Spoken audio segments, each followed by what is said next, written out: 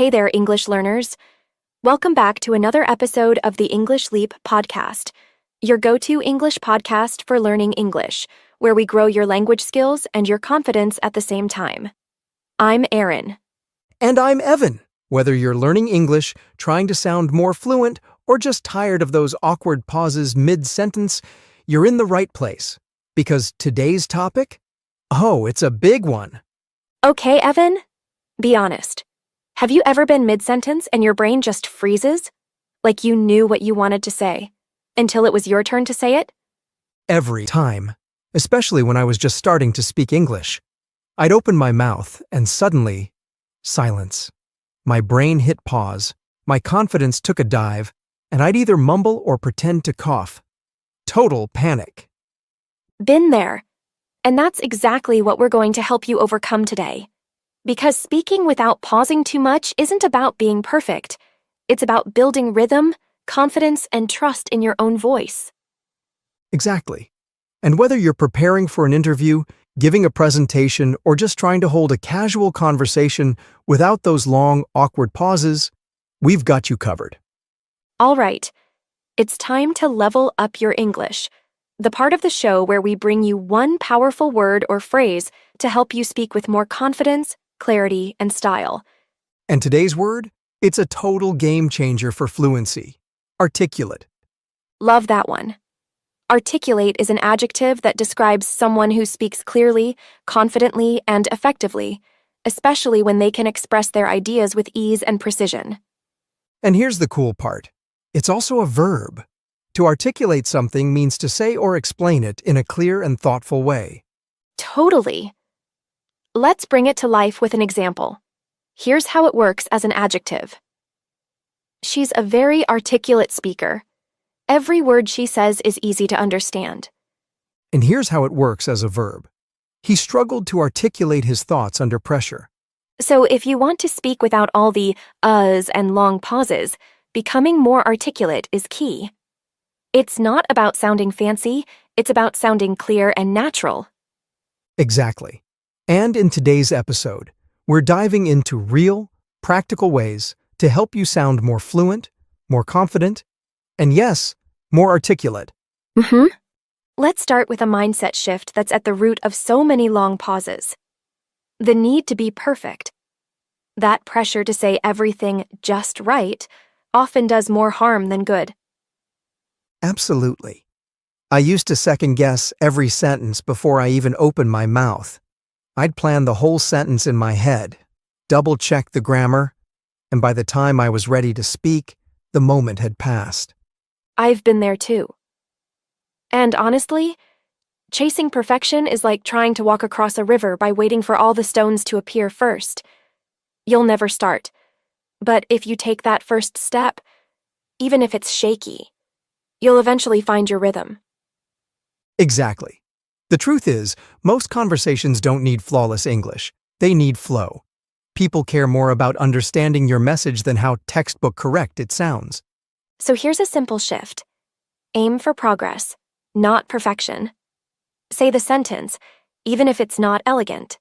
You can always improve it as you go. And for English learners, that might mean saying something like, I go store yesterday, instead of pausing forever trying to recall past tense structure. The person still gets what you mean, and that's a win. Now, speaking of keeping the flow, here's a trick that even native speakers use. Natural fillers. Right. Those little words like, well, so, actually. They might sound insignificant, but they're like little bridges that keep your sentence moving. Exactly. I once watched a TED Talk speaker who used fillers really well. Not excessively, but in a way that bought her time to think. And guess what? No one even noticed. That's the magic. They help you sound spontaneous, not robotic. Here's a tip. Pick 2 or 3 fillers you're comfortable with and integrate them into your everyday speech. Use them when you need a second to think. Like this.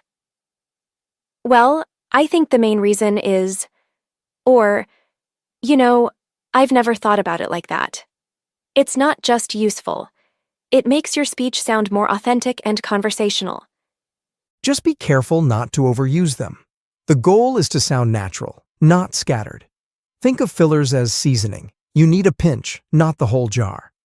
And once you're more comfortable with that natural flow, let's tackle something that silently causes so many pauses: translating in your head. Oh, yes. I used to build full sentences in my native language, then translate them word by word into English. It made me pause constantly, and honestly, the sentence often came out sounding awkward. That's such a common struggle. And the reason is, English and your native language probably don't follow the same structure. So what works in one might feel disjointed in another. Here's a metaphor I love. Thinking in your language and translating is like trying to run Windows software on a Mac. It can work, but it's clunky and slow. Exactly. A better way is to train your brain to associate ideas directly with English words. So instead of thinking chai and then tea, you just see the cup and think, tea? A great way to start? Try describing things around you in English as you go about your day, like, the sky is clear, I'm brushing my teeth, or that dog is adorable. That habit builds mental fluency, which is the secret to speaking without long pauses. So once you stop translating in your head, what's next? You need the words to actually say what you're thinking. And often, we pause not because we're nervous, but because we simply don't have the right vocabulary. Totally. And not just any vocabulary. Relevant vocabulary. I remember when I first started learning Spanish, I memorized words like castle and pineapple, but couldn't explain what I did for work. That gap made conversations feel frustrating. Exactly. What you need is functional vocabulary, the words and phrases you actually use in your daily life. Work, school, hobbies, even how you spend your weekends. Here's a tip. Build your own fluency zone. Write down 10 to 15 topics you talk about the most, and then learn the core vocabulary around those. That way, you'll speak more confidently and naturally. It's like building a custom toolbox. No need for every tool, just the ones that get your job done. Now, once you have that vocabulary ready to go, don't just let it sit in your brain. You've got to use it. And one of the best ways to do that? Think out loud. Oh yeah, I still do this. I narrate my morning routine in English, making coffee, checking emails, running late again. It's funny, but it keeps my language flowing. And the best part? You're speaking without pressure. No one's listening, so there's no fear of mistakes. Right. It also helps with mental clarity. When you think out loud, you're practicing sentence structure, pronunciation, even rhythm, all without needing a conversation partner. And if you want to really boost progress, record yourself. It might feel awkward, but when you listen back, you'll notice improvements and areas to work on. It's like giving yourself personalized feedback. Here's another powerful practice, and it's one of my favorites, shadowing.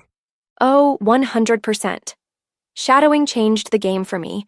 You pick a short video or audio clip and repeat what the speaker says as they say it. Same tone, same pace, same intonation. It's not just parroting. It's training your ear, your mouth, and your brain to synchronize. You're building muscle memory for fluent speech. I used to do this with podcast intros or movie trailers. At first, I couldn't keep up. But after a few tries, I started sounding way more natural. Even my pronunciation improved without me memorizing phonetic rules. And you don't need to shadow entire speeches. Just 30 seconds a day builds real progress. It's immersion without leaving your room. Shadowing helps you internalize sentence patterns, so when you speak on your own, your brain doesn't have to build from scratch. It already has a rhythm. Now let's talk about something that seems so basic. We often forget it. Breathe. Yes. When we rush our speech, we're not just speaking fast, we're disrupting our own thought process. And that leads to more pauses. Totally. I used to think fast equals fluent. But what I got instead was jumbled words, shallow breaths, and awkward silences. Here's the fix. Slow down. Use intentional pauses. Take a second to breathe and organize your thoughts. It actually makes you sound more poised and confident. For our English learners, try the 4 to 7 to 8 breathing method before speaking. Inhale for 4 seconds, hold for 7, exhale for 8. It calms your nervous system and gives your brain space to focus. Remember, fluency is more like dancing than sprinting. It's about flow, not speed. Whew, what a conversation!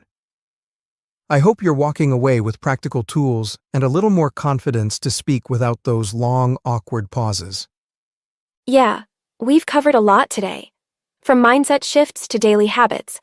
And now it's time for one of our favorite parts of the show. You know it. Let's hand it over to Charlotte for the vocabulary breakdown. She's got some great words from today's episode to help you level up your English even more. All right, Charlotte, take it away. Hi everyone.